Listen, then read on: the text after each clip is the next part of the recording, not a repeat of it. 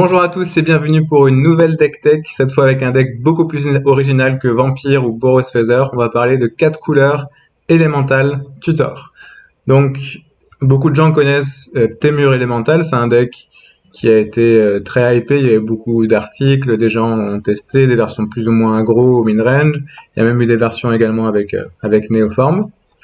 Et récemment, il y a eu quelques listes aussi de Sultai Elemental avec Yarok, voire aussi des decks 4 couleurs élémentaux.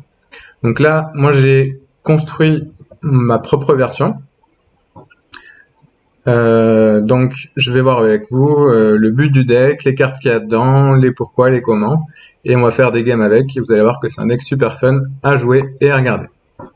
Alors, donc la base du deck c'est Récif émergent, hein, c'est vraiment la meilleure carte du deck, une des meilleures cartes du standard. À chaque fois qu'un élémental arrive en jeu, si on regarde la carte du top, si c'est un land, on la met en jeu, et si c'est pas un land, on la met dans la main. Donc c'est une pioche améliorée à chaque fois qu'un élémental arrive en jeu.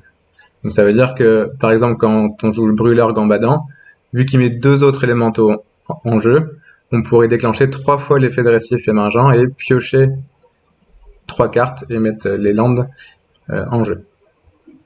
Donc la base du deck c'est les élémentaux, donc on va jouer pas mal d'élémentaux, on va jouer le druide sans feuilles, qui permet de rajouter du mana vert, la voyante sans nuage, qui est une 2-1 vol qui fait piocher une carte quand elle arrive en jeu, donc aussi une très très bonne carte.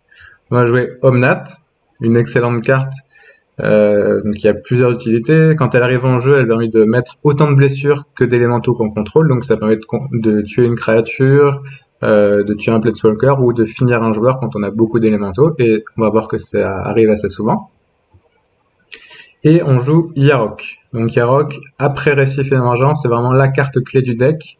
Donc c'est une 3-5 contact mortel lien de vie, dans les couleurs Sultai pour 5 mana, et qui dit qu'à chaque fois qu'il y a un permanent qui arrive, qu'il y a un effet qui arrive en jeu qui se déclenche, bah on fait 2 fois la capacité. Donc par exemple avec un Récif émergent, on va faire 2 fois l'effet de Récif émergent. Avec un Feeble Topper, on va faire 2 fois l'effet de piocher. Donc c'est vraiment une super carte dans le deck, et la clé du deck c'est de réussir à assembler Récif émergent et Yarok profané pour piocher beaucoup de cartes, avancer dans le deck et faire une value vraiment de malade.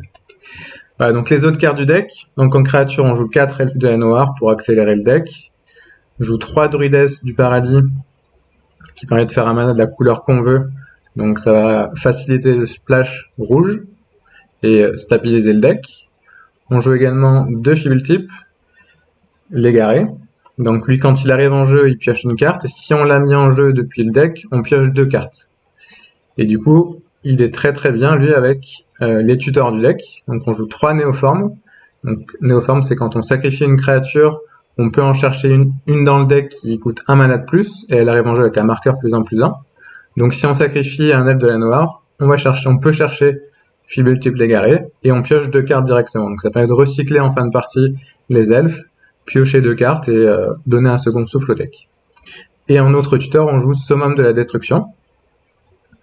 Donc c'est une carte pour 2 verts et X, on paye X et on peut chercher une créature qui vaut X ou moins du deck ou du cimetière et le mettre en jeu. Donc c'est un petit peu lent, mais ça va permettre de chercher les cartes clés du deck. Donc par exemple pour 4 mana, on peut chercher un Feeble-Tip, on pioche 2 cartes et on a une créature 1-1. Ça peut permettre de chercher Récif émergent pour 5 mana, Yarok en fin de partie. Et également, quand on a beaucoup de mana, et vous allez voir qu'en fin de partie, ça arrive très souvent, on peut payer X égale 10, donc 12 mana, et on va chercher une créature, et toutes nos créatures gagnent +X et la célérité. Donc ça veut dire que si on va chercher par exemple une voyante sans nuage, et on paye 12 mana, on aura une 2-1 qui gagne +10 donc une 12 volante, avec célérité, et toutes nos autres créatures vont gagner +10, donc autant dire que quasiment tout le temps, on va pouvoir tuer l'adversaire en un coup. Donc en plus d'être un tuteur sympa dans le deck, c'est aussi un kill en fin de partie. Et vraiment une bonne carte, une bonne addition au deck. Donc en notre créature, on a 4 récifs émergents, 2 voyantes sans nuage. Donc l'avantage de Feeble-Tip aussi, c'est de pouvoir aller chercher le récif émergent grâce à Néoforme.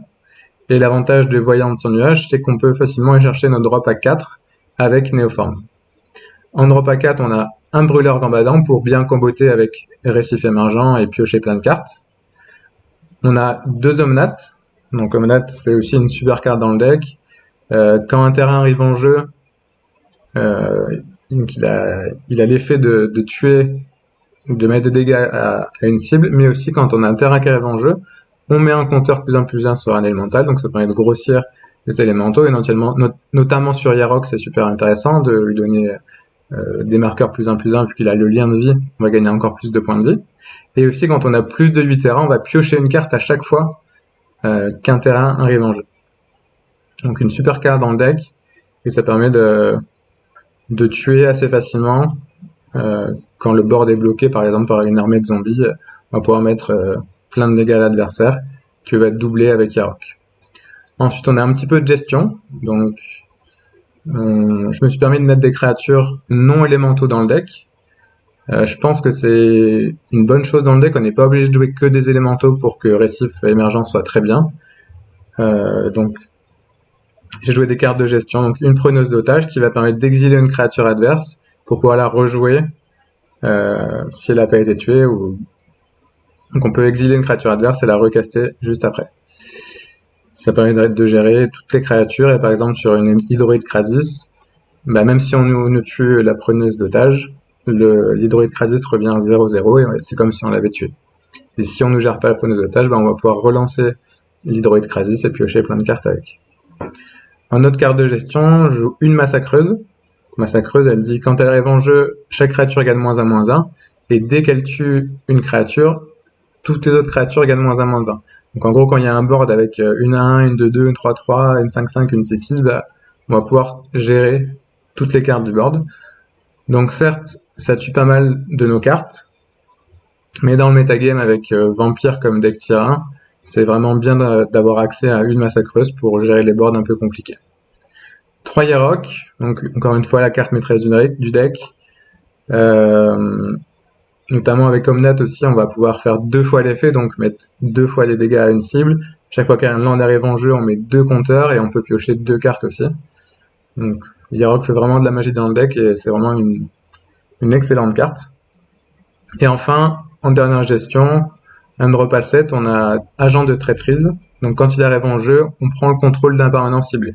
Peu importe quel type de permanent, ça peut être un land, ça peut être un planeswalker, un enchantement, un artefact, une créature.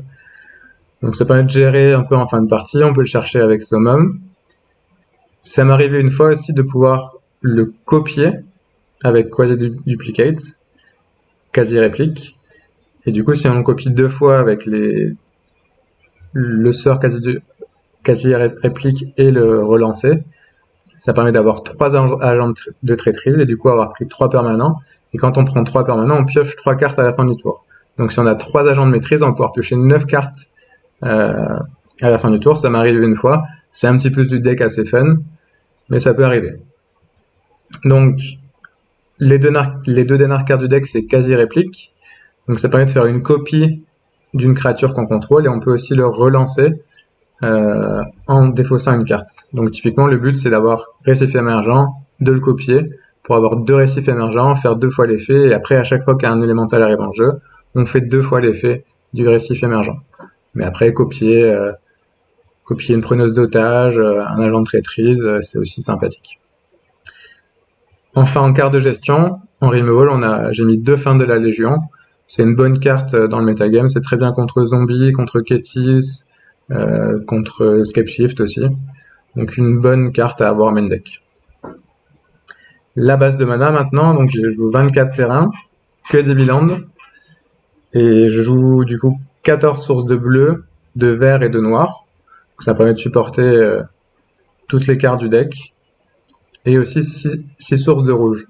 Donc les 6 sources de rouge plus les 3 druides, ça me permet d'avoir plus ou moins 9 sources de rouge, et c'est ce qu'il faut pour caster 90% du temps, ou plus, les drops à 4 qui ont un rouge dans leur coup. On joue également 10 Raveland verts, ça permet d'avoir environ 80% de chance de caster Elfe de Noir tour. Donc pas mal pour un deck 4 couleurs. Donc voilà le deck. Donc le but c'est de faire de la value, abuser de récifs émergents, de Yarok, avoir plein de terrain en jeu et souvent de tuer avec le summum de la destruction. C'est assez souvent comme ça qu'on tue, ou alors à l'agression avec Voyant, Tomonat et Yarok. Donc le side maintenant, donc j'ai rajouté des anti-bêtes pas chers pour les match-up aggro comme Vampire, Mono Red. 2 voiles de l'été pour les decks contrôle et super contrôle, c'est aussi bien contre les versions un peu nouvelles, Sultai, Escape Shift, Sultai, Field of the Dead, qui joue pas mal de removal noir. 2 emprises délétères contre tout ce qui joue vert et blanc. Un trophée d'assassin, donc pour avoir une réponse un petit peu contre tous les permanents embêtants, contre Esper Hero, aussi bien contre les arpenteurs, contre la citadelle de Bolas, contre Monored, c'est bien contre Frenzy. Ça permet d'être assez polyvalent et c'est une bonne carte à avoir x1 en side.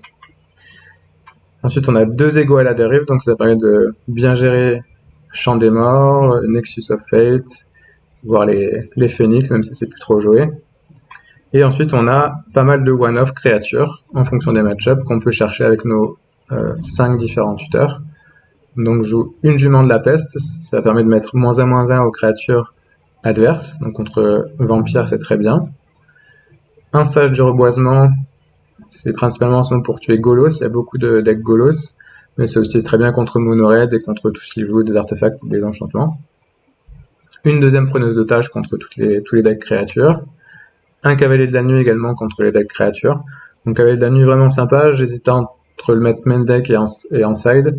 Ça permet de tuer une créature adverse en sacrifiant une de nos bêtes. Il a lien de vie, donc c'est très bien contre Mono Red et Vampire aussi. Et quand il meurt, on peut récupérer une créature qui vaut 3 ou moins du cimetière. Donc par exemple récupérer Récif Émergent, la carte maîtresse du deck. Une deuxième massacreuse contre Vampire principalement, et un deuxième agent de la traîtrise contre Esper Control et d'autres decks mid-range. Donc voilà, j'ai fait une dizaine de parties avec, ça a donné des bons résultats. Donc on va voir ensemble ce que ça donne. Voilà. Donc merci à tous pour avoir regardé cette deck tech et regardez les vidéos, ça va être sympa. Merci, ciao!